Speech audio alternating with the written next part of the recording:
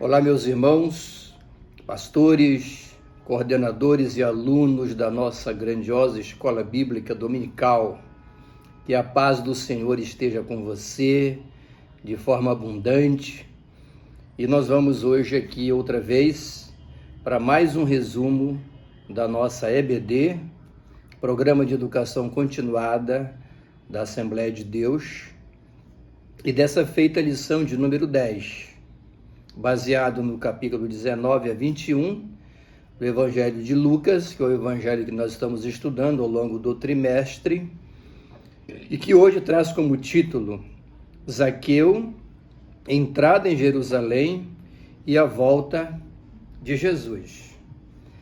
Os objetivos da lição são os seguintes: buscar o Senhor com determinação, como Zaqueu fez, perdoar e celebrar a reconciliação com o mesmo amor de Jesus, essa grande lição que ele nos passa.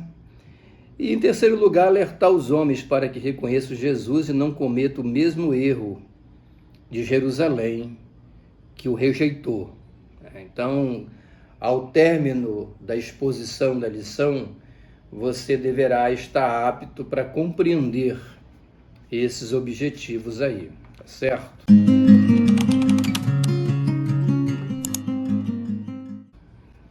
Então vamos lá. O texto áureo da lição está em Lucas capítulo 19, versículo 10, porque o Filho do Homem veio buscar e salvar o perdido. Um texto muito conhecido de todos nós, né? Esse texto áureo, e ele é áureo mesmo, porque ele sintetiza e ele traz consigo o fundamento de toda a lição, aliás, de todo o livro, todo o Evangelho de Lucas, que é a missão messiânica e salvadora de Jesus. Você vai perceber na lição, como já percebeu em outras, esse apego de Jesus pelos pecadores, certo? Então isso vai ser bastante enfatizado, vai estar bastante em evidência, que isso era característica fundamental de Jesus, o Verbo encarnado, que veio para cá com a missão predominantemente salvadora. Isso vai ser percebido em toda a exposição da lição. A verdade prática, o Filho do Homem continua buscando e salvando os perdidos, para viver uma vida melhor aqui na terra e, por fim, a vida eterna no céu. Muito interessante isso. Então vamos lá. A lição está dividida em 3 tópicos, como sempre, não é?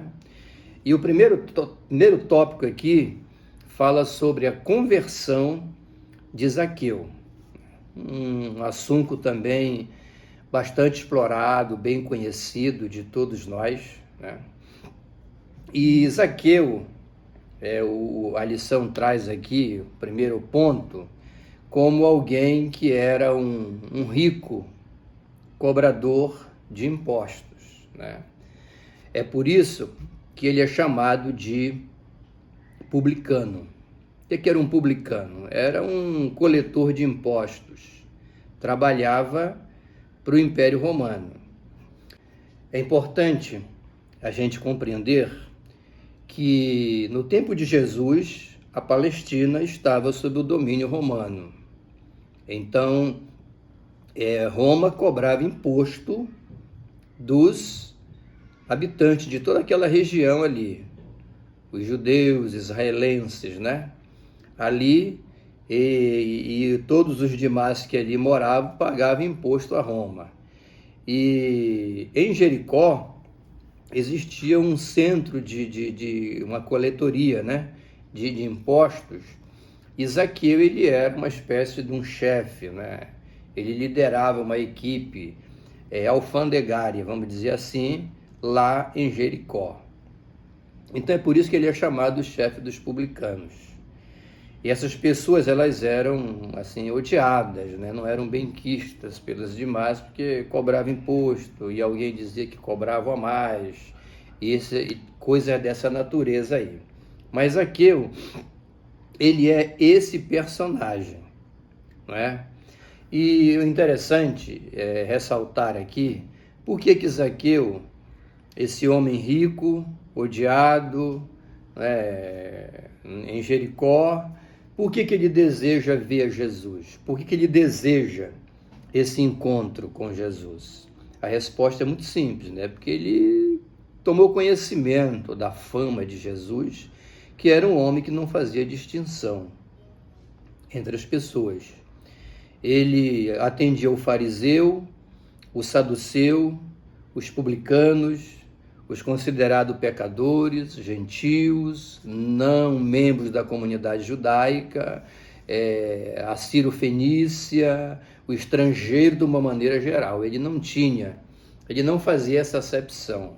Como dito na abertura aqui, ele era a encarnação do Verbo divino com uma missão messiânica e salvadora entre os homens. Então, esse negócio de olhar para A e não olhar para B, abençoar aqui, não abençoar ali, ou considerar alguém superior a alguém, essas coisas não faziam parte da agenda de Jesus. E nem poderia fazer, né? Dada a missão que ele tinha de trazer os homens para o convívio da comunhão com Deus. Então se diz o seguinte: Jesus era um homem santo, santíssimo, mas apaixonado pelos pecadores. Essa fama de Jesus é que leva Zaqueu a ter o interesse em vê-lo, em ouvi-lo, não é? Então aqui já fica para nós uma grande lição. Quando é que o mundo vai olhar para a igreja, para nós hoje, e nos ver como alguém que merece ser ouvido? Será que as pessoas olham para a igreja, para o evangelho, para o reino de Deus hoje e são atraídos por essa mesma característica que habitava em Jesus? O seu apego a todos, ao semelhante, a ver as pessoas, as suas necessidades espirituais, não importa quem elas sejam, onde moram, qual é o seu grau acadêmico, qual é a sua condição social, econômica e por aí vai. Será que acontece? Aqui já tem uma aplicação da lição, né? Então, Zaqueu, ele é atraído por essa forma com que Jesus encarava todo mundo. E aí Jesus, ele tem conhecimento que Jesus vai entrar em Jericó e ele parte para lá. Ele era de pequena estatura, né? E ele sobe na árvore lá. E segundo tópico, salvação de Zaqueu. Como é que ocorreu isso, né? Ele sobe na árvore, ele era de pequena estatura, para ver a multidão ali em torno de Jesus, ofuscava um pouco, né? E ele tem esse encontro. Jesus olha, manda ele descer e vai pousar na sua casa. Essa história que todos nós já conhecemos. Agora, qual é o interessante aqui nessa lição? Jesus está indo para Jerusalém, esse é o fundamento, né? E Jericó é o caminho que ele passa, né? Ele encontrou no portão de entrada da cidade um mendigo, um pobre. Ele abençoa esse pobre mendigo. E agora a imagem muda. Ele encontra um homem rico, né? É uma figura importante na sociedade da época. Aqui já vem um reforço na lição já aplicada, na aplicação já feita, né? Jesus é esse Jesus aí. Jesus dos pobres, dos ricos, dos de classe média, dos milionários, do branco, do negro. Jesus não faz distinção. Sua missão é messiânica. E o fato de abençoar um pobre e ato contínuo ter encontro com um rico demonstra claramente, fortalece esse princípio do ministério de Jesus que deve marcar a igreja hoje, dizendo mais uma vez, né? Então, a conversão de Zaqueu ocorre nesse contexto aí. Ele se sente atraído por Jesus, e Jesus fala com ele, e ele ali se converte. Conversão é um giro de 90 graus, entendeu? Você se colocar no sentido contrário. É uma mudança realmente de vida. E que que é exatamente o que aconteceu com Zaqueu. E depois ele dá o seu testemunho, né? O impacto da presença de Jesus é tão grande que ele dá o seu testemunho, né? Dou aos pobres a metade dos meus bens. Essa questão aqui de dizer dou aos pobres a metade dos meus bens é uma coisa super interessante. Ao meu modo de ver, um ponto que deve ser bastante explorado pelo professor, pelo expositor da lição, em classe única na igreja ou em classes divididas, né, conforme for o seu caso. Isso é um ponto que deve ser bastante ressaltado, porque aqui está contido aqui uma grande doutrina bíblica que fazia parte do ministério de Jesus, que é exatamente a doutrina da salvação. Quando você percebe Zaqueu dizendo, olha, eu dou aos pobres a metade dos meus bens, ou seja, ele está querendo praticar um ato que é resultado desse encontro que ele teve com Jesus, dessa conversão. Então aqui nós temos um grande ponto da soteriologia, da doutrina da salvação, que é o quê? A justificação pela fé. Zaqueu não está aqui praticando um ato de boas obras, vamos dizer assim, no sentido de causar a sua salvação. Ele está praticando esse ato como um efeito da salvação. São duas coisas diferentes. Há pessoas que pensam que há uma contradição entre a palavra de Paulo, que diz, justificado somos pela fé, e a de Tiago, que fala sobre obras. Não há contradição nenhuma. É que quando Paulo ele olha para a soteriologia, para a doutrina da salvação, aqui dizendo que a justificação é pela fé e não por obras, ele está vendo o quê? A causa da salvação.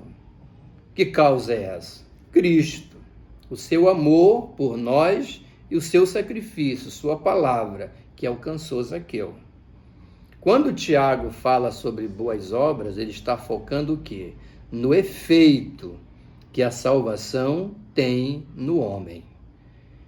Em outras palavras, eu pratico boas obras não para ser salvo.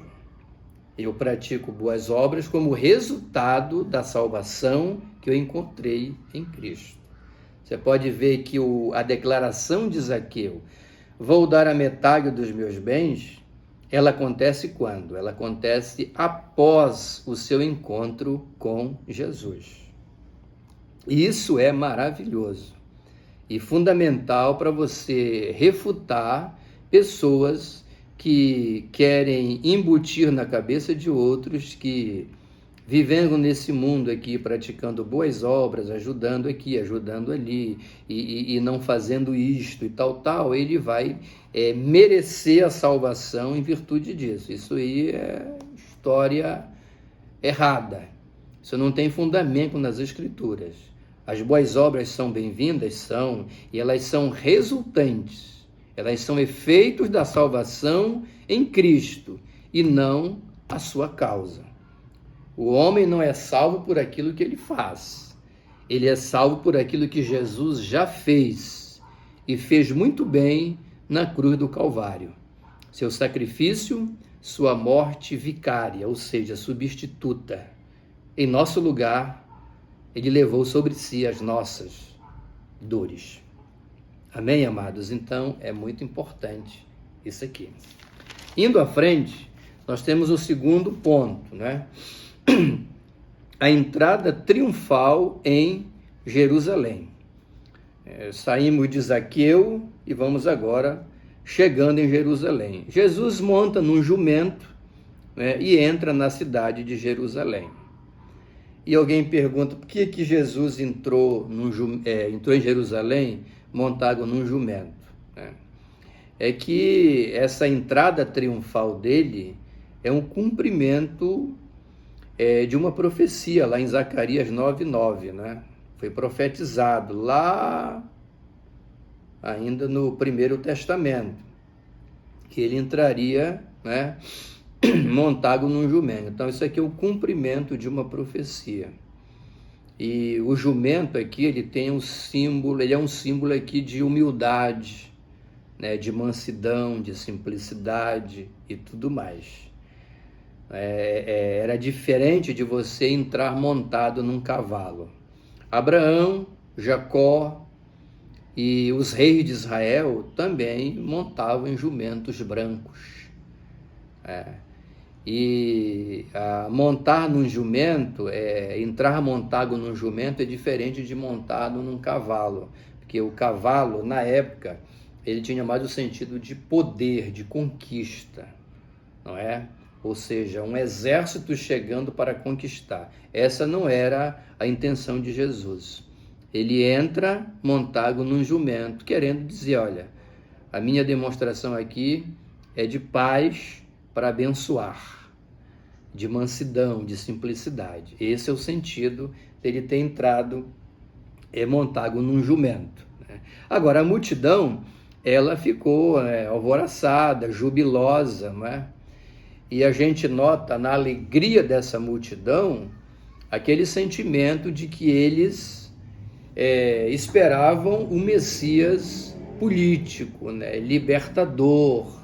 E a palavra libertador aqui, ela toma uma conotação bem abrangente, porque, como já foi dito, né, a Palestina vivia, o povo de Israel aqui era vassalo, ou seja, estava subordinado a Roma, era dominado por Roma, pelo Império Romano, né? Então o sentimento de nacionalismo, de libertação, de esperar um Messias que fosse mudar aquele quadro, era um fator presente na cabeça do povo de Israel. Então, quando eles veem Jesus montado num jumento, entrando, aquela festividade toda, eles ligam isso também a essa questão de uma libertação política. Mas não era o que estava no coração de Jesus. Tanto que, por exemplo, quando Jesus ele conversa com Pilatos no seu julgamento, Pilatos pergunta para ele, entre outras coisas, o seguinte: és tu o rei dos judeus?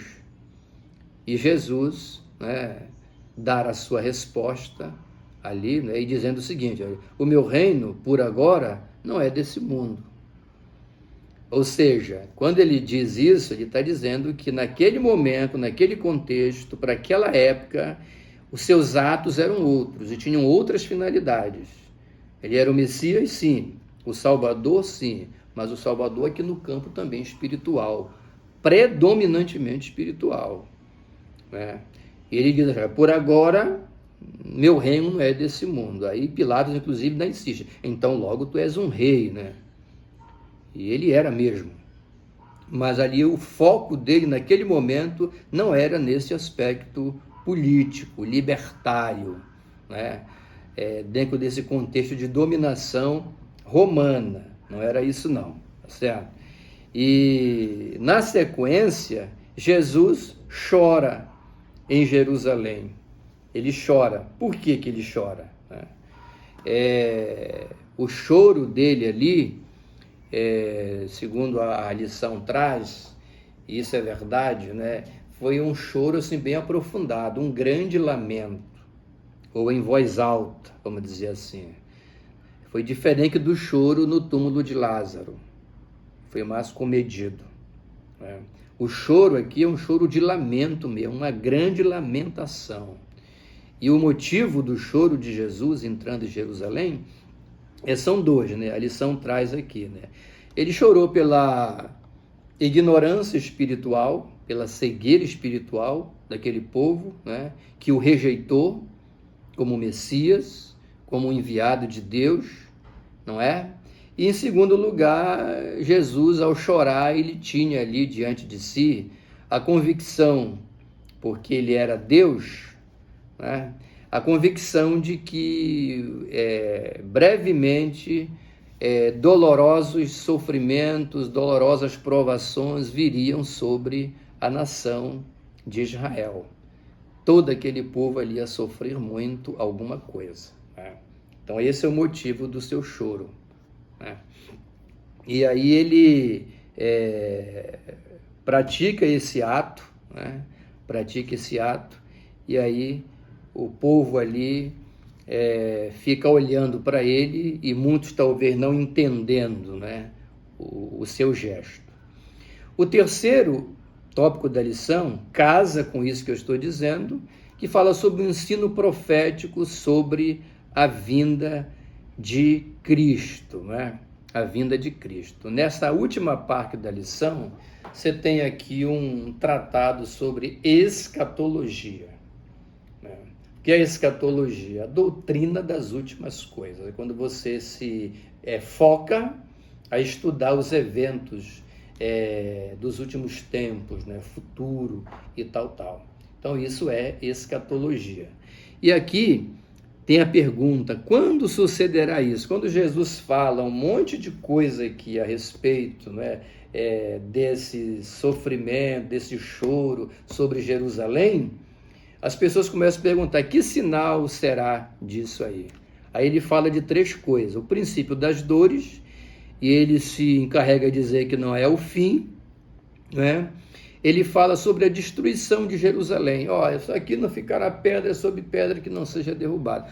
E essa destruição de Jerusalém, ela aconteceu no ano 70 da nossa era já, né? Quando o general Tito, né, que depois seria imperador, ele invade Jerusalém no ano 70 e ele pratica ali uma destruição quase que total. Destrói o templo, vem tudo abaixo, milhares de pessoas morrem, não é? E é isso que acontece ali. Se cumprindo 40 anos depois que Jesus profetizou o seu choro sobre Jerusalém, 40 anos depois, Tito chega e dá cumprimento cabal a tudo aquilo que Jesus tinha falado, certo? E ele fala: até que se cumpra o tempo dos gentios, essas coisas vão durar. Aí depois ele fala da vinda do Filho do Homem. Então se verá o Filho do Homem vindo nas nuvens com poder e grande glória. Então aqui você tem uma pincelada. Por que eu falo uma pincelada? Porque a lição não é um tratado exaustivo sobre a vinda de Cristo. É apenas uma pequena demonstração aqui nesta parte aqui. Mas a vinda de Cristo é algo que deve fazer parte do coração, da alma de todo cristão peregrino, de todos nós que marchamos a marcha da fé, que temos consciência que aqui não é o nosso lugar, que nós somos peregrinos e que vai chegar o dia em que nós vamos sair daqui e entrar para viver o verdadeiro reino em toda a sua plenitude. Todo cristão deve estar preparado para a vinda de Jesus. Se a vinda de Jesus ela não faz parte da nossa agenda, ela não integra as nossas convicções espirituais de vida, é um sinal de que nós estamos vivendo uma vida cristã fracassada, completamente doentia, achando que a vida é aqui, que começa aqui, termina aqui, e daqui, além disso aqui, não tem nada. Isso não é a visão de um cristão. A visão do cristão é, como eu já disse, é a visão de um peregrino. Ele está marchando aqui, ele vive aqui, ele trabalha aqui, ele veste, come, passeia, ele faz todos os atos que a vida comum tem relação com a vida comum. Mas há no seu íntimo, há no seu coração essa convicção de que aqui não é o seu lugar. Como se você lê, por exemplo, João 17, fazendo aqui um casamento, você vai perceber que ali na oração sacerdotal de Cristo, ele expressa claramente essa doutrina.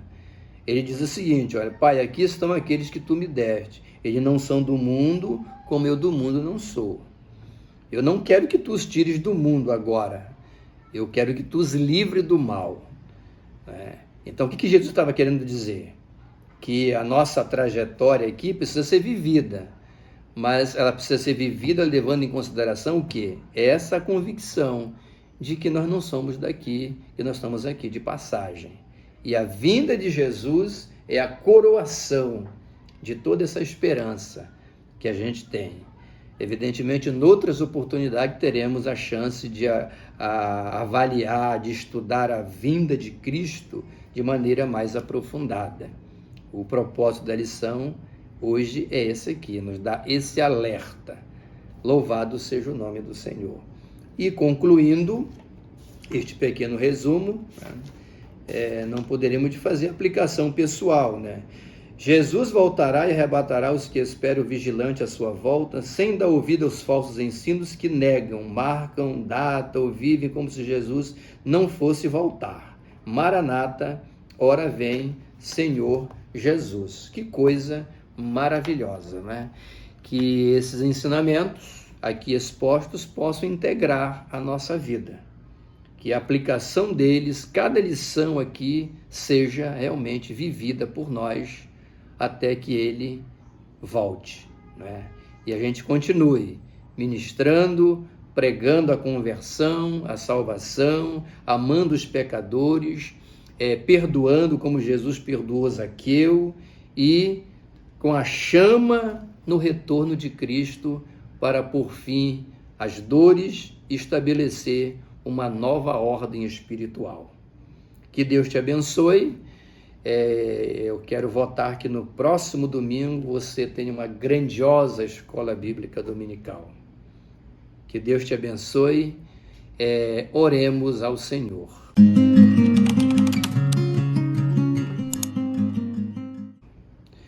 Poderoso e eterno Deus, em nome do Senhor Jesus, nós te agradecemos por esse momento lindo, sublime, de meditação na Tua Palavra, que esta mensagem, Senhor, possa acrescentar a todos nós essa esperança, essa fé, esse apego, esse compromisso com o reino de Deus. Que a Tua igreja seja amante dos pecadores, sempre focando em todos os que precisam do Teu amor salvador e regenerador. Que nós possamos perdoar e não tirar os nossos olhos dos campos que estão brancos para a ceifa.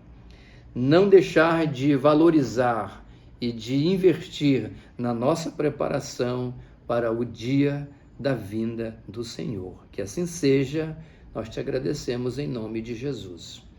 Deus te abençoe, meu amado, minha amada irmã, meu amado irmão, aonde você estiver. Se essa ministração foi significante para você, compartilhe nos seus grupos, nos grupos de sua igreja. Peça aos irmãos que se inscrevam no canal da Escola Dominical. Está faltando aí umas 190 e poucas pessoas para chegarmos a 1000 pessoas. Dê essa força para o nosso trabalho.